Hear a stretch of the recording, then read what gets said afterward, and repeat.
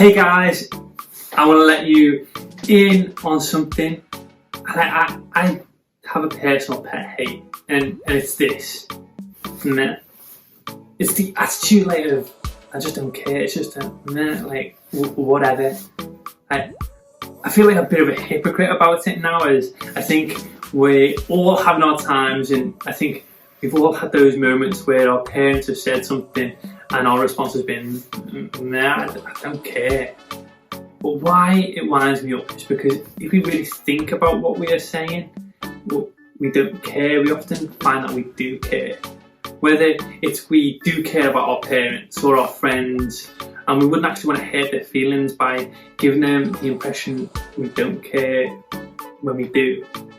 The reason I tell you this is because as we're finishing our series on doing something, we've been thinking about injustices, those things that are wrong or unfair.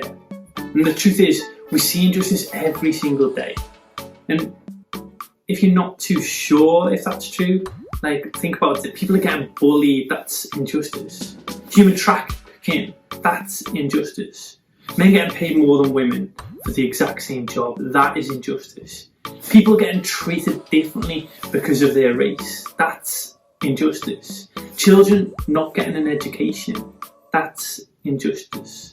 People are dying of starvation, that is injustice. And I could go on and on, but my point is injustice is everywhere. And somebody needs to do something, and we are somebody who can do something. Maybe just hearing that is all you need to hear to get started. And others of you might be feeling quite overwhelmed by all the injustice going on in the world. So your response is, I don't care, what can I do? Or I don't care, it's not like it's going to make a difference. Or you probably agree somebody still needs to do something, but me, nah. But you are somebody who can do something. James, Jesus' own brother, it continues to amaze me that Jesus' own brother became a follower. And this is what he wrote to a group of Christians who were suffering from injustices too. Suppose a brother or sister is without clothes and daily food, and if one of you says to them, go in peace, keep warm and well fed, but does not think about their practical needs, what good is it? This is a huge challenge to us. We should speak about injustice, we should pray about it too, but don't let a post or a comment on Facebook or Instagram and a prayer be all that you do, as important as they are. As followers of Jesus, we should be compelled by God's love to other people. And if it's for this reason, James continues and he says, in the same way, faith by itself, if it's not accompanied by action, is dead. You see, love leads us to action. As we love people, we'll fight against injustices we see, not just by an Instagram post or a conversation with our friends, but by deeds. And it may only start by small actions of change, but it is still a change. And some of you might be doing something, and you might have been doing it for a long time, which is incredible. And maybe now you're feeling tired and feeling like there's still a mountain to climb, and you're not really seeing change. But Paul gives this encouragement to the church in Galatia.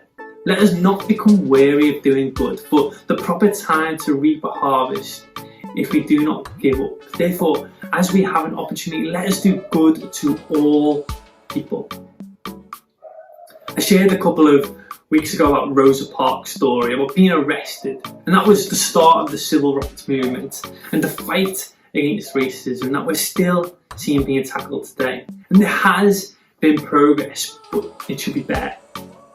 And we have a fight, and there is a progress. And a man called Nelson Mandela was in prison for 27 years. He fought against apartheid in South Africa. And he ended up being the very first black president of South Africa after a decade of 3 years of fighting. You see, we are contending for progress. And here's how we can do it. We can use our voice. We can use our influence. We can use our talents. And we can use our life. And get involved in organisations that help against injustice, and you can fight against it. Speak to your parents and your youth leaders and your friends about how we can practically do it. And as I finish this series, I want you to start to imagine a church that would do this and be like this.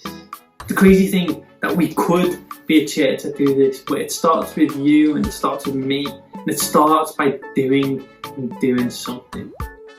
So guys, I want to encourage you to not finish that journey as we finish this series, but continue it on. And have a great week, guys. And I look forward to hearing those stories where you're fighting injustice.